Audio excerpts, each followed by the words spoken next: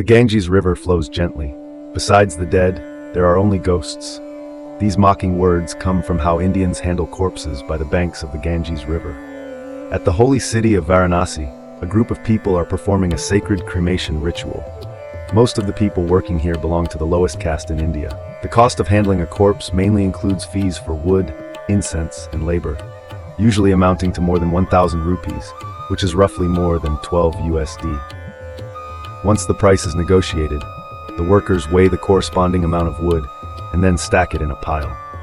Next, they dip the corpse into the Ganges River water briefly to complete their final cleansing on earth.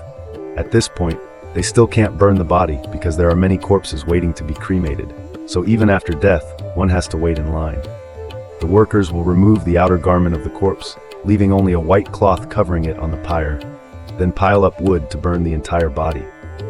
The fire used for cremation is believed to have existed since ancient times, or so they say.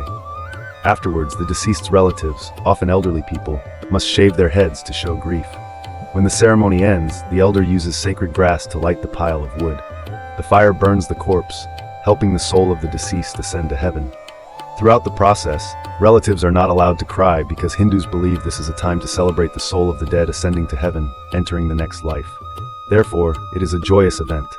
However, not everyone must be cremated after death. People such as innocent saints, ascetics, pregnant women, infants, animals, leprosy patients, snakebite victims, etc., are not cremated after death. Instead, they are thrown directly into the river. In some sections of the Ganges, one can see bodies wrapped in lavish robes, not just of humans but also of cows, goats, cats, dogs, rats, and other animals. The fish in the river and stray dogs on the shore are well fed from eating corpses. If someone is murdered here, wrapped up, and thrown into the river, probably no one would notice. But as the number of bodies in the river increases, inevitably some of the corpses float ashore. However, the Indians are used to this. What's scarier is that every morning, there are still many people who come to the river to bathe. What if they encounter a scary corpse? Oh, that's no problem. Indians believe that the water of the Ganges is holy water, and holy water never makes people sick. In reality, the Ganges is one of the most polluted rivers, with toxicity levels exceeding permissible limits by more than 1,000 times. Not to mention drinking it, just touching it can be very harmful to the skin. Why are so many people still brave? Besides being influenced by religious beliefs, they have no other choice. Many people in India are poor and can't afford clean water, so they have to use river water for bathing. This is a sad and painful reality, making the story of the Ganges special. A place where the sacred and harsh realities coexist, a place where culture and the reality of life intertwine. No matter what, the Ganges remains a symbol, and the people of India will always revere it. Whether you dare to visit or not is up to you. We are standing by the banks of the Ganges, witnessing the sight of burning corpses, the rising smoke, and the overwhelming stench. It is hard not to feel surprised. But for the locals, this is a very ordinary scene.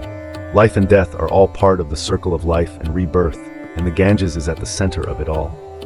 So, despite the pollution and the corpses on the water, the Ganges remains a sacred symbol, a place where Indians seek purification, and also a place where they end their lives. Perhaps you will ask, do they ever think about the pollution and dangers of the Ganges water? The answer is yes, but not much. For them, faith is more important. The water of the Ganges is holy water, and nothing is more important than their faith. But this is not just a story about religion. It's also a story about life, survival, and faith, in a world full of contradictions and paradoxes. We cannot help but respect those who bravely live in such conditions, who maintain their beliefs in a world full of challenges. Whether you agree with them or not, they deserve respect. We can learn something from them about the power of faith, about patience and endurance, in a world we often consider harsh. The Ganges is a valuable lesson about the harmony between humans and nature. No matter how polluted nature is, humans can still find balance and peace in their hearts. Therefore, we need to learn to respect and learn from others, to see that everyone has a different way of living, and each way of life has its own value.